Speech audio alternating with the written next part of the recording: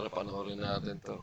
Mainit-init to eh. Kahapon to nangyari, Scarborough Shoal. Between Philippine Coast Guard tsaka Chinese Navy tsaka Coast Guard.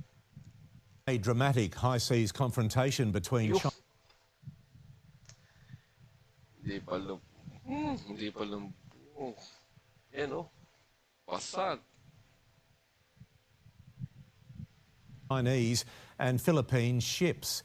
It culminated in a Chinese Navy ship accidentally ramming one of its own vessels in a disputed section of the South China Sea.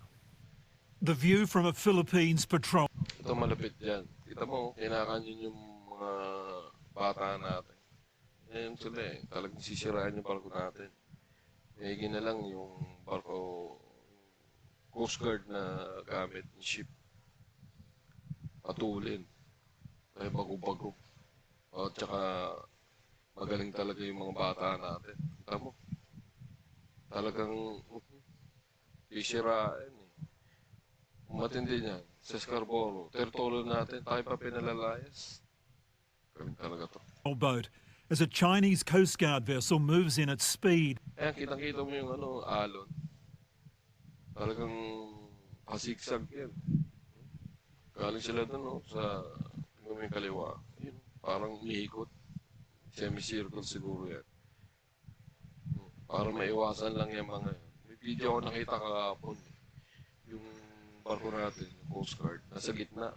Talagang iipitin tayo ng dalawang barko ng China eh. Ang matindi, yung Chinese Coast Guard ship nila, mas malaki kaysa sa atin. Eh paano pa yung Navy? Navy destroyer ang gamit nila. Halos wala tayo sa 1/8 ng haba at laki ng barko ng ako. Kung nagkataon, tayo yung ipit. Hindi lang ipit, baka lumabog pa yung barko natin. Activating its water cannon. But entering from the left, a Chinese warship charging through, making a near fatal manoeuvre, crashing into its own Coast Guard ship. The Filipino boat. Tamo, yung kumukuha ng video, hindi nga nila napansin yung galing kaliwa nila yung destroyer. Wala silang, ulitin natin. Ayan. Cannon. But entering from the left, a Chinese warship.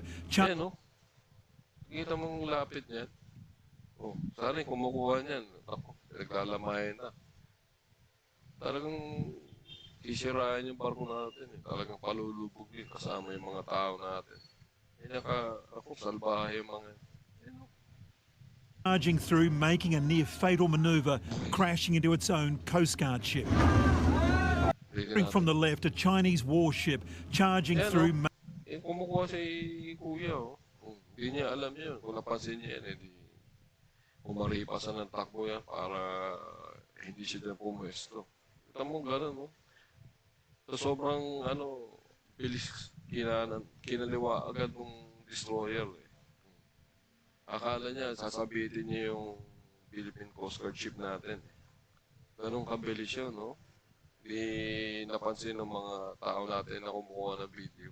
Making a near fatal manoeuvre, crashing into its own Coast Guard ship. The Filipino boat was unscathed, but the Chinese Navy ship received a series of dents along its hull. The Coast Guard boat suffered the worst. Its bow caved in by the collision. Matindi dyan. Yun, no? Gaano ka ilang metro yung natanggal dyan. Napipi, no? Kasi kung naputol yun, butas dapat. Pipi. Tamaan din pati yung kanya. Para diretso na. Retire na yan. Despite the reckless action by the Chinese ships, the Filipinos offered to help. We have medical personnel. Yun. Yan ang pagkakaiba natin sa kanila. Mga professional. Binuli na buong araw. Tutulungan pa. Talagang si Madam. On board, should you need any assistance, we are willing to provide assistance. The Chinese ship. Pero kung mabaliktad, tayo naipit, tayo yung binangga. disgrasya yung mga tao natin. Tutulungan ba tayo ng mga yan? Sila yung, ako, tumakas pa yan. Kasi para hindi maano na sila talaga yung sumira ng barko natin. Pero iba yung Philippine Navy, Philippine Coast Guard, talagang tutulong pa eh. Kahit yung ibang,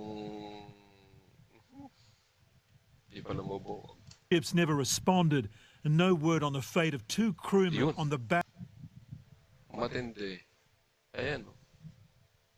of the Coast Eh, ang Guard bilis boat yan eh. before it was hit. Tingin nyo, nakatalon ba yun? Tingnan natin. Yun oh. Coast Guard boat before Oof. Tatlo pa eh. Meron pa isa eh. Ang matindi dyan, itong mga sa taas, yung captain na nila, hindi napansin. Eh, siya pa yung captain ng destroyer. Yan. Capital K, Karma. Tingin nyo, buhay yan. Kung makatalo niya, mas lalo silang ano, dahil ipit yan, lunod pa. it was hit. Yan, The co- Ay nako, yan lang muna. Kapang init. Kapang init. Kape muna tayo. So, yung mga balita ngayon. So, we'll see. Sana, isip pa rin ng mga bata natin. Kahit anong mangyari. Yun lang. Salamat sa mga miyembro ng Philippine Coast Guard, Philippine Navy, Bureau of Aquatic Resources ba yun? BIFA. Talagang sinasakripisyo nila yung buhay nila no? Para mapakita lang na teritoryo pa natin yung Sprati, Scarborough, saka yung mga malapit dyan sa ating exclusive economic zone. Saludo po kami sa inyo. Maraming salamat. God bless.